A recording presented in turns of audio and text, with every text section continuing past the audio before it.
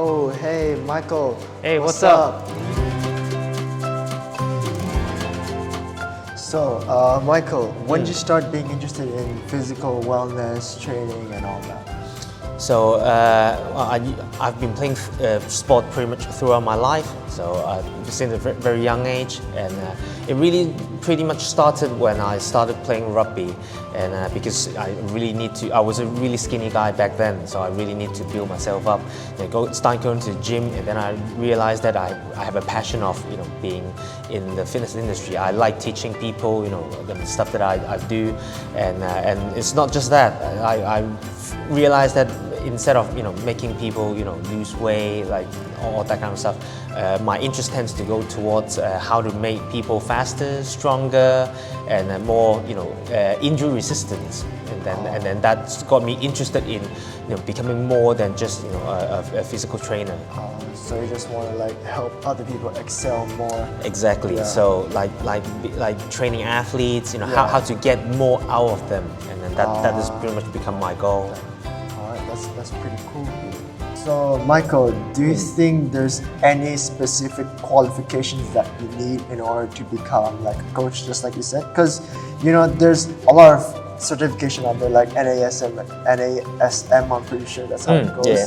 There's basically a lot of different courses and there's a lot of Yes. things to choose from. So, do you think these qualifications are really needed? So for the qualifications for a personal trainer,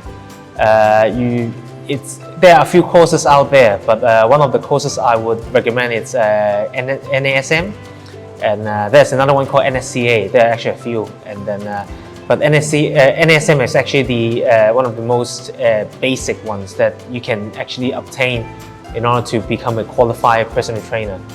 But every 2 years you need to recertify, so you need to do other courses in order to maintain your personal trainer certificate, as well as having a first aid certificate every 2 years as well. Back to your questions, yes, I think in order to become a PT, a personal trainer, you will need to have a very knowledge, a basic knowledge, and a wide knowledge of what we do. And all the muscles, how do you train them? Giving suggestions about nutrition, a healthy lifestyle. Because at the end of the day, you're trying to promote a healthier lifestyle. Pretty important question that I want to ask you. So it seems that there are many new approaches when it comes to physical fitness in recent years. There's a lot of new info coming in, products like you said before, like every month. Do you have to keep learning these things, and how do you know if it's working for a client or not? Because at the end of the day, that's pretty important because you're the one that's providing the service to the client. It's pretty much vital for us to just keep going, re-educate, relearn, keep going back to the books basically to keep updating our knowledge, because our industry grows every day. New research comes out every day. People. So it's literally vital for us to keep ourselves on the edge of learning. And I think as a PT, I think that's one of our duties. Apart from being with the clients, you need to keep taking in new information, and then see whether it works or not. Exactly. So here comes probably a juicy part, the most juiciest part, because I never see a personal trainer cover this. I mean, I've seen some videos, but I want to ask you, how do you sustain financially as a fitness trainer? So, how do you figure out how to charge money? What's your pricing? For me, it also comes from trial different methods as well. And I do come from a slightly different path compared to other PTs. Most of the PTs comes from like big corporations like Pure Fitness and all that. So they pretty much started there, and then they have a rough idea of what how they're going to charge clients. And the most importantly, I think for PT, it's how you're going to present yourself, how you're going to sell your methods to clients, how basically your marketing skills, how you're going to sell yourself, how you're going to put yourself out there as a market in the market. But for me, things kind of work differently. I started out as a freelance, and then I started doing freelance stuff. But then the more you do it, you tend to know, because in order to become a PT, you need to, you sort out your own gym rental, and then that kind of, the cost kind of adds into it, and then that's how I usually plan my my pricing. I need to make sure that my price covers the gym rental, traveling expense, etc. Michael, so do fitness trainers get specialized, because fitness is a broad range? Yeah. So do you think specialize in weight loss, muscular strength, flexibility? What's your thoughts on this? Oh, definitely, and that is heavily dependent on what you as a sport person are doing. For me, I'm more towards the performance, like strength and conditioning.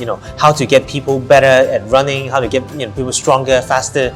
That's definitely at the end of one spectrum. But then on the other end of the spectrum, you get people who are for their body, bodybuilding. That's another competition that requires totally different issues. And then that's pretty much, for me, that's both end of the spectrum. And then you get people like CrossFit, which is towards my side, and then you have other stuff like lose fat, fat loss, losing fat on another spectrum. And then in between you have stuff like group class and all that.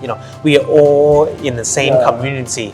And then sometimes which categories we're into pretty much dependent on you as an individual, of what your skills are mainly focused on. We have yoga teacher as well, and then which leads to stuff like animal flow, and then we also have calisthenics, kettlebell. It's a big variety.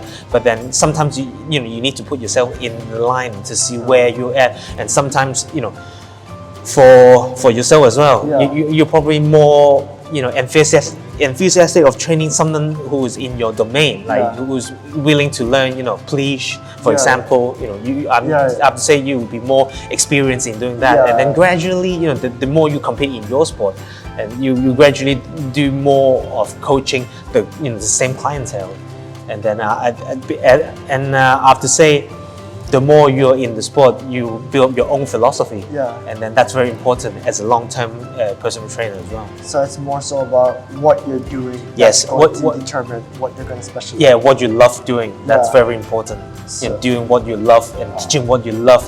What you have been passionate in, and that's very important. So, Michael, what do you think are the 3 most important character strengths that a fitness or personal trainer should have? So I think the first point, I would say it's curiosity, because as a fitness trainer, you're always willing to learn new stuff, always taking new information, and also you're always curious in what are the things around you. Always be foolish, always willing to learn. Okay, the second point, perspective. Okay, you need to be able to see. Look at your clients in different perspectives, from a PT standpoint, from an athletic standpoint, from a friend standpoint. So you need to, look at each individual in a different way. Okay, and the last point is social intelligence. Okay, you need to be able to socialize, be nice, just be out there and be able to talk to different people with different backgrounds. I think that's one of the most crucial points for personal trainer.